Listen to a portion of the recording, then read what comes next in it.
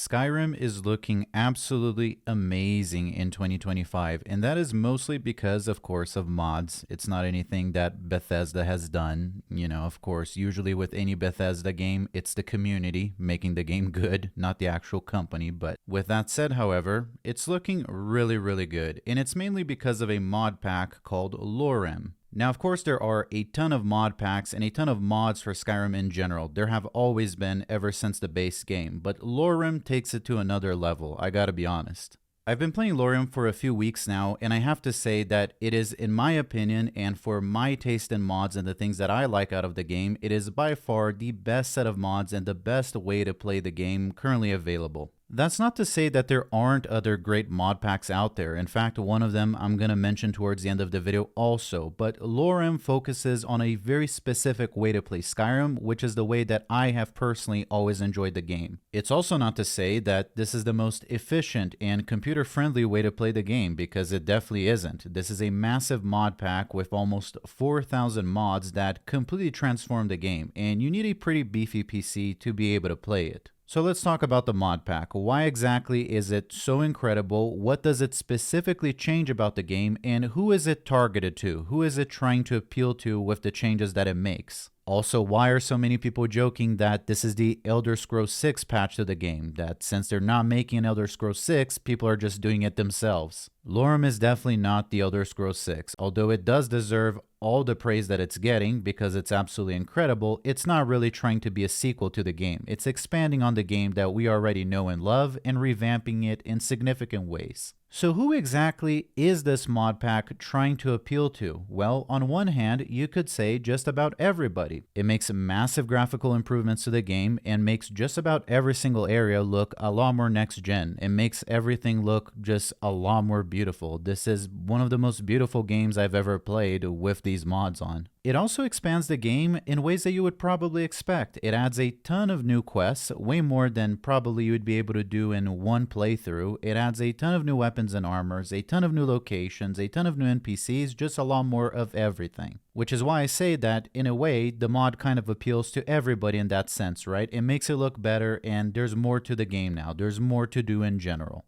On the other hand, though, it is very clearly trying to appeal to people that enjoy a more quote-unquote traditional hardcore experience for the game, and definitely has a heavy emphasis on survival. A lot of the mods that change the core mechanics of the game are mods that a lot of us, myself included, have probably been using for a long time. A lot of us were already playing the game this way through mods like Realistic Needs and Diseases, I Need, or Death Alternative, or Trade and Barter, things that change the economy. So a lot of us have already been playing the game like this, so it's not new. And because it's not new, it's also not shocking and overwhelming, because a lot of us are familiar with many of these mods on an individual level, so them being introduced all together doesn't create as big of a learning curve for most of us. You need to eat, you need to drink, you need to sleep. You can't just fast travel for free. There's normally a cost associated with that, or you can just disable that altogether. You can disable fast travel. If you're familiar with mods like Frostfall, right, your character gets cold and they can freeze to death. So you got to consider your gear for that reason, right? Some clothes or some armor are warmer than others, and you got to take that into account. If you're going to go to a place that's really cold, you should be wearing warm clothes. It also ties into your carrying capacity, which is a little bit more of a bigger deal here, because if you're going to be traveling a long distance, you're going to need to eat, so you're going to need to bring some food. You're probably going to need a tent and camping supplies so you can sleep, or you can make a fireplace and get warm in a very cold region, right? And all of that takes from your total amount that you can carry.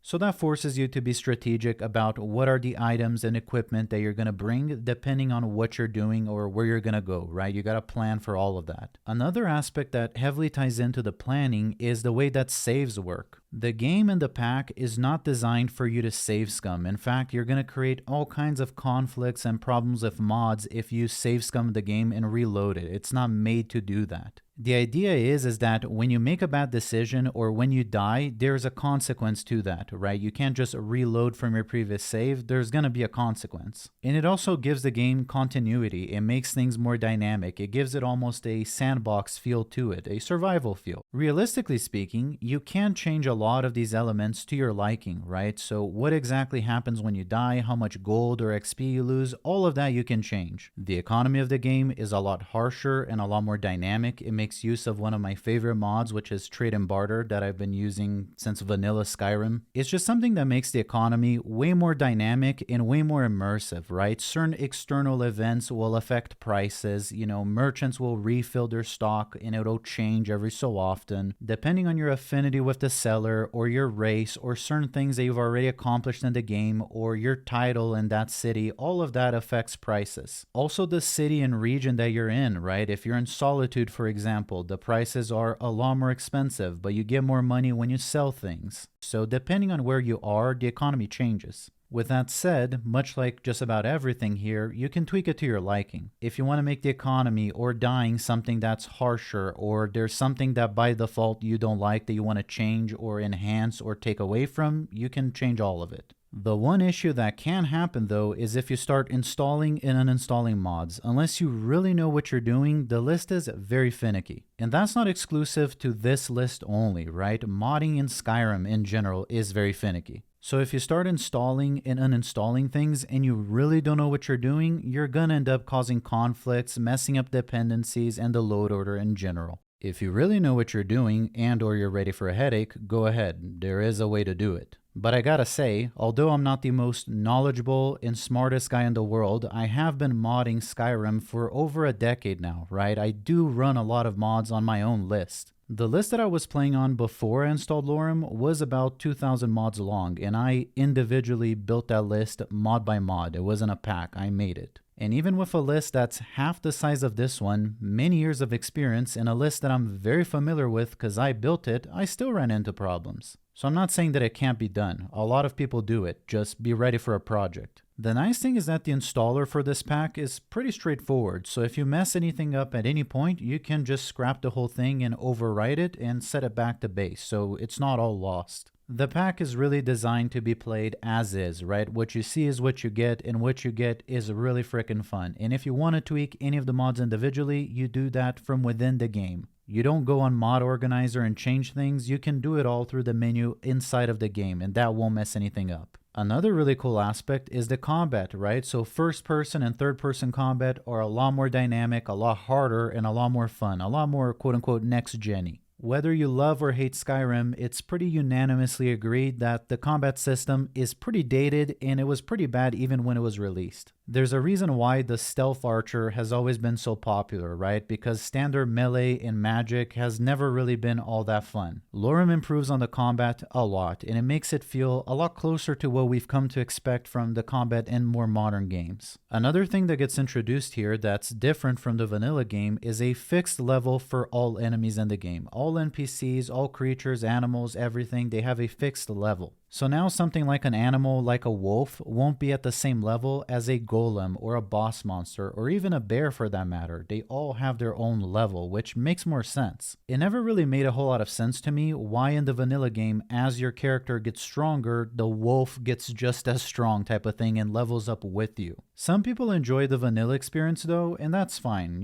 Some people like the fact that they can choose wherever they want to go and fight whatever they want from level 1, and it'll match the difficulty, it'll match the level. Nothing wrong with that being how you like to play the game, but for some people like me, it does rob the game of a level of realism or immersion. Fighting a giant shouldn't be at the same level as fighting a wolf or whatever it is, right? It makes sense that different creatures have pre-established power levels. And as you get stronger, you can really feel your progression because things that used to be a challenge for you before now really aren't. Because of that, you also don't feel penalized for how you choose to spend your attribute points. However you decide to make your build doesn't really matter all that much. Because in the vanilla game, if you choose to level up something like speech, right? The other monsters in the game are getting stronger, but you didn't increase your damage or resistance, you increased your speech. So now your character feels weaker in comparison to your opponents than they did one level ago, and that's kind of weird. It's a weird dynamic that kind of pigeonholes you and forces you to upgrade specific attributes so you don't fall behind. Not only is that unrealistic, a warrior that becomes a better negotiator doesn't become a worse warrior because of that. The two things can exist in the same universe. But I also feel like the vanilla system forces you to optimize, right? It kind of disencourages you from being creative or choosing different things. As a consequence, it also ends up taking away from the roleplay, in my opinion. One of my favorite ways to play this game is as a traveling merchant, right? Somebody that is really high on crafting and barter. So you find and buy materials at different places. Some cities it's cheaper to buy, so you buy items there, and then you go to the place where it's better to sell and you sell there. And then you focus on smithing and you craft rings, jewelry, valuables, weapons, armor, whatever, and you go around the world selling those things, and that's the roleplay, the gameplay. That's one of the ways I love to play. But unfortunately, with how the vanilla game works, if you choose to do that, you're not really going to have a good time. Your character is going to feel very weak in comparison to everything else. The other aspect of this that might be realistic, I guess, but it's not as fun, is it kind of encourages you to grind one specific thing. So in this particular scenario where I'm playing as a merchant, I'm going to have to keep crafting daggers over and over just to level my smithing skill over and over, which in a sense, it's realistic because the more you do something, the more you learn it, so it makes sense, but it's also very tedious. And it also disencourages you from doing other stuff in general in the game, because let's suppose that I'm playing as a one-handed warrior. I want to play as a warrior that fights with a sword in one hand and a shield in another. If I start sneaking, that's going to increase my sneaking skill. If I use a bow and an arrow, it's going to increase the bow and arrow skill and not the one-handed skill. And as a consequence, my character is going to gain levels because of that, and when it comes time to spend those points, I don't yet have the one-handed weapon skill where I would like to be. So my enemies are getting stronger, but I can't level up my skill. So because of that, it kind of disencourages you from partaking in any other activity that'll level up a skill that is not what you're trying to level up. There is still a little bit of that is present in Lorerim, so if you read a book that makes your lockpicking skill better, yeah, you're gonna be a better lockpicker. That just makes sense. But when you do finally level up in the game, not only can you spend a perk point on whatever attribute that you want, just like you've always been able to, but you also get a number of points that you can distribute between any attribute, so it doesn't force you to grind that one thing. You can distribute it however you want. It actually doesn't even let you spend all those points on one specific attribute. It forces you to distribute it. So sure, you can emphasize 1 to 3 things a little bit more than the others, but it doesn't force you. I really like this system, and I prefer it a lot more than the traditional vanilla one because it doesn't pigeonhole you into having to always optimize. It lets you make the character that you actually want to roleplay as. It lets you be a little more creative. I would even take it a step further and say that this system allows you to have more fun and build a character that you want versus a character that you should build. You're not forced to only build the optimal thing, like must build two-handed and heavy armor. That's it. No focus on anything else. You don't have to do it that way because the levels are fixed. So there's no point throughout your playthrough that you feel rushed, that you feel that if you're not making the most optimal build, your character is going to fall off and he's not going to keep pace with the rest of the enemies in the game based on their level. It's okay to not always invest in the most optimal attributes. The game doesn't punish you for investing in things that are either a little bit more fun or roleplay oriented. It doesn't really matter. You can really just take the time and focus on making the character that you want to play as, even if, some of the points that you're distributing are not ideal or optimal. It's fine. It's okay to be a two-handed bard warrior enchanter if that's what you want to do. It doesn't really matter. The game doesn't punish you for that. You don't have to build optimally.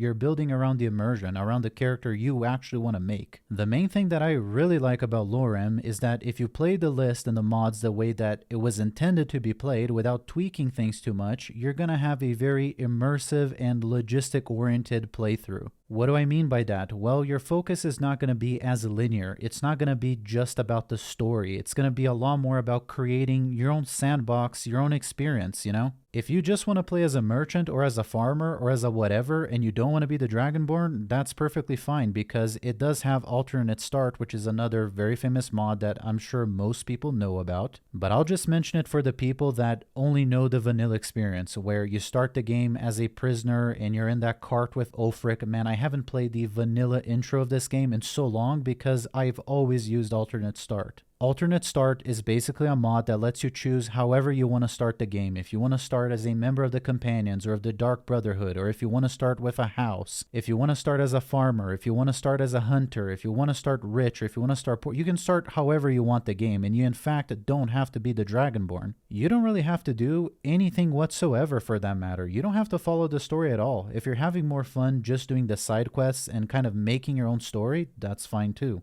That is what I love about the experience that Lorerim brings to the table, and you can have this experience without having 4,000 mods, right? You don't need this mod list to have a similar experience. A lot of these mods like Trade and Barter, Alternate Start, Death Alternative, Requiem, all these things, you don't need to play Lorerim to be able to download those mods. You can play it without it. What Lorerim really brings to the table is that it brings all of these mods together in one playthrough, and it also makes the game look very nice. It brings all of these quality of life and immersion enhancements that, it's very hard to make this mod list on your own. It's a lot. It's a very plug and play type of experience where if you've ever tried to build a similar mod list, you know how much work it is. Like, you have to keep testing the load order over and over. Your game is constantly crashing. You're constantly having to switch up the load order. You're trying to figure out what mod is breaking the game, what is causing what priorities are overriding each other. If you've ever done this individually on your own, you know it's a big project. So having a list that you can just download and it's ready to go and it has all of the things that you would want from the game in one without a problem is really nice. What I like about this type of playthrough is really the logistical aspect of it and the economy, because one thing that I've always felt with this type of game, and especially Skyrim, is that there's no challenge after a certain point. There's no real upkeep, there's no taxes, there's nothing you have to spend your money on. Once you have the optimal build and the optimal gear, you've kind of beat the game and that's it. There's not a whole lot else to do. There's a daily upkeep for everything. You gotta spend money on food, you gotta spend money on where you're gonna sleep, and some of the mods that I use even introduce taxes, right? So you even got to worry about that. Lorerim, as far as I know, doesn't have a simplified tax mod or anything like that, but I use it to add on to that daily upkeep, that sense of, you always have to be doing something. I find that a lot of these games, they lose their continuity when there's nothing to spend money on. There's nothing to work towards anymore. But if you always have to keep surviving and there's always an expense and things get more expensive over time, you could theoretically play forever, right? I really enjoy the logistical planning aspect of it, right? If I go to take a quest that it's across the map, theoretically, you could just fast travel there, right? Well, in Lorerim, you got to pay to fast travel, so it might not be cost efficient. By the time you get to that place, even if you're playing with fast travel enabled, there's still a cost for you to do that, right? And then there's a cost for you to eat, there's a cost for you to sleep. So all of these things you gotta plan before you go. Managing your inventory, and if you have enough supplies to be able to make this trip in the first place, and once you're there, how much space do you have available for loot? If you bring too much food or too many chotskis in general, you're not going to have space for your loot, so you got to be strategic about what you choose to take with you everywhere you go at all times. Even the fights that you choose to take on. Is it worth trying to fight this enemy? Is it worth trying to rob this character and getting myself killed? Because when you die, you don't really just save scum. You do obviously respawn, but there is a loss associated with that, and it depends on how harsh you want to make it. Like, how much money do you lose when you die? How much XP do you lose? How many items do you lose? Do you lose your main weapon? Like, what happens? All of that you can decide, and you can make it as harsh as you want. To me personally, what I have found over the years in playing the game in this way or in a similar way is that the harsher I make my playthroughs, the more I get out of it.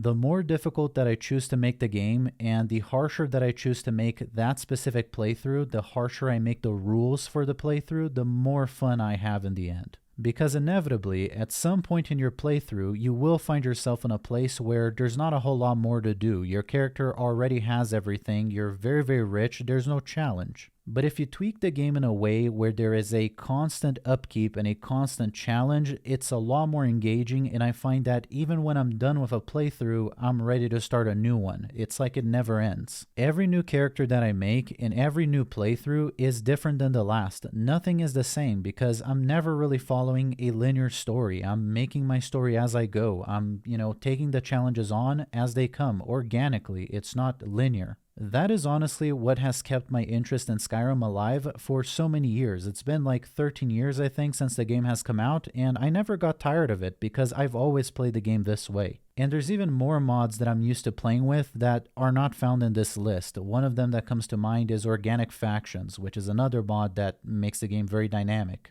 Now, Organic Factions is not a mod that's in Lorerim, right? But I'm just saying, these are the types of mods that I have always liked playing with because they make the game more dynamic and organic, and they make it feel like a sandbox. Honestly, since I've been playing Lorerim, I haven't really missed it because there's so much already going on with the game that it's almost like it doesn't need to be there. It would be nice if it was there, but it doesn't really need to. The thing that I love about this type of list is that it creates a game that scratches a very specific itch that is very hard to do. And it's also hard to describe, but it's that immersion of your character wakes up and they gotta eat, and now they gotta somehow figure out how they're gonna make a living that day. You don't have infinite money and infinite power, and you can always spend your money the way that you want to. You're gonna have to eat at the end of the day, you're gonna have to have a place to sleep, and all these different things you gotta constantly plan for. So when your character wakes up that day, you're not just going straight to the next mission on this linear path where you're progressing the story. That's really not your concern. The concern is more like, how do I not lose the game today? How do I survive one more day? How do I make a living today, right? So you could go hunting, you could take a mercenary contract, you could raid a dungeon, whatever it is that you want to do that day to quote unquote make a living, that's what you're going to do.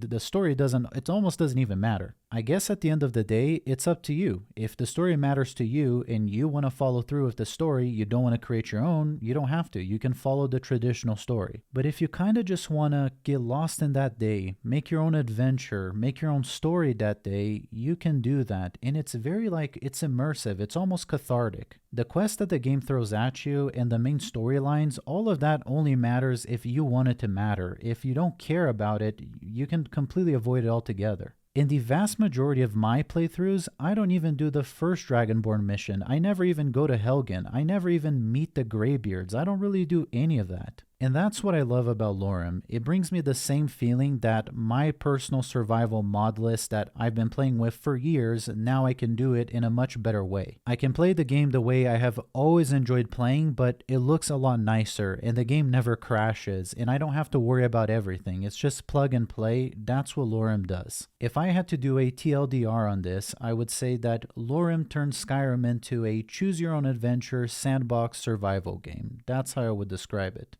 Now, what I will say is that I acknowledge that for a lot of people, this sounds awful, right? A lot of people don't like the logistical, the survival. They don't like that stuff. It's not their cup of tea. So for a lot of people, this probably sounds really boring. It's not for everyone. Lorerim definitely doesn't focus on the power fantasy aspect of things. It focuses on the realism and hardcore feeling of things. It makes you feel small in comparison to the world. A lot of the time, you don't really feel like the Dovahkiin. You're more worried about micromanaging your resources than you are about slaying dragons, right? It's just a type of playthrough, and not everybody's into that. Now, finally, really quick here, if this is something that you want to download and install, these are a few things that you need to know before you do that. Number one are the costs that are going to be associated with playing with this mod list. So first thing I'll say is that the mod list is completely free. There's no mod here that is paid. Everything is free. However, you do need Skyrim Anniversary Edition, which is not free. You can make your own mod list and play in a similar way with Special Edition or with just a vanilla Skyrim, because that's what I've been doing for years, but specifically Lorerim will only work with Anniversary. I believe that in the US, the Anniversary Edition right now is $20, so that's your first cost right there if you don't already have it. The second cost is that you're probably going to want to sign up for Nexus Premium for 1 month, and I'm going to explain why. The installation process for this entire list is very simple and straightforward because you're using an app that already has all of these mods saved. So you're not individually looking for every single one of these mods and manually downloading them. That would take forever. That's what I did with my original list and it sucks. Essentially what you're doing is you're just using this app called Wabjack, which has that mod list saved, and you're just going to hit download and it's going to download for an entire day. However many hours it takes a long time, which is where a Nexus Premium subscription is going to come in handy. It takes a long time even if you have a really good PC and really good internet. It takes a long time. That's because you also depend on the speed from the Nexus servers. So if you don't have premium, it's gonna take really long. The other thing to consider, as I just mentioned, is that this is going to be like an all-day thing. Not because you're going to have to baby it, but because it takes a really long time to download it, like 6 or 8 hours. It depends on how good your internet is, it depends on how good your PC is, it depends on if you have a premium subscription or not. There's a few factors, but generally speaking, kind of plan on not using your PC that day because that's how long it takes. It's really annoying, but again, it's almost 4,000 mods. As far as a step-by-step on how to do the installation and how to do every single little thing, there is a page which I'm going to link here on the description below, which is the Lorerim page and guide that explains step-by-step on what you need to do. And to be honest with you, there aren't a whole lot of steps. It's pretty easy. Now, if you're not really big on reading and following instructions and you like it when somebody just explains to you how to do something, I'm also going to link a guide here on the description of this video that I found very helpful. I forget the name of the gentleman that makes this video, but I'm going to link it on the description below, and he does a very, very good job. I followed his guide beginning to end, and I had no problems. He's very straightforward with his guide, beginning to end. It's about 10 minutes long, and I feel like he did a really good job. So leave him a like if you want, if you feel like the guide helped you out, because again, I think the guy did a good job with the guide, so I'm going to link it. The next thing to consider before you download this list is if your PC can handle it, because it's very, very taxing on your computer. It requires a pretty beefy PC. Not only are you running almost 4,000 mods at once, but a lot of these mods introduce new animations, and a lot of them are graphical enhancements and improvements to the game, so you need a really good PC to be able to handle it. The thing that I will say with this though is don't let it discourage you if you don't have the best PC, and I'll tell you why. You might not be able to play Lorerim exactly the way it was intended, right? But a lot of these mods, you can reinstall them and you don't have to use like 4K graphics. Most of, if not all of these graphical enhancement mods, they have performance modes. So if you reinstall them, like uninstall it and reinstall it, you can choose if you want a performance mode, so it's not as heavy. But even in the worst case scenario, if all fails and your computer just simply cannot run Lorerim, but you would like to have a similar experience to what I'm describing, not all is lost and you still can. Or maybe you just don't want to spend 20 bucks on the anniversary edition of the game, or you don't want to buy Nexus Premium for a month or whatever. You don't want to spend money. There are ways to still achieve this experience on vanilla Skyrim. Just about every single mod that Lorerim uses to change the core mechanics of Skyrim, those mods have always existed. They're not new, like I said throughout the video. So you definitely can build your own list and have a very similar experience even with the vanilla Skyrim game. You don't need any of the other additions really to be able to achieve the same thing. It's a plus if you can, because the game looks a lot nicer, right? But if that's not important to you and you're just interested on some of these core gameplay changes, you can achieve that very easily with like 20 to 30 mods. Like I said in the video, way before I discovered Lorerim, I was already playing with my own list that I built that achieved a very similar experience. It wasn't as nice, but it was similar. And I didn't have the same PC that I have now even 2 years ago. My previous PC that I had for like 10 years was really outdated, and I was able to achieve a very similar experience. I'm just saying this because if you're in a position where you don't want to spend the money or you don't have that good of a computer, but you would love to experience at least some of this stuff, not all hope is lost. I've been doing it for years. You can too. It's not off limits for you. It just won't look as nice. But all of these things that I'm mentioning that I love about this type of playthrough and that I love about Lorerim, whether it be the immersion, the survival, the upkeep, the management, all of that you can achieve without it. Lorerim definitely brings the whole picture together, and it makes it look really nice, and it makes it very hassle-free because it's already made for you, right? But that doesn't mean that you can't partake. You can. It's gonna take a little bit of effort. You're gonna have to do a little bit of research, but I've been doing it for years and I'm not smart. You can do it too. If you stuck with me here till the very end of the video, I just wanted to say that I really appreciate your time. Thank you very much for watching till the end. Don't forget to leave a like if you did enjoy the video, and I hope you have a great weekend. Thank you.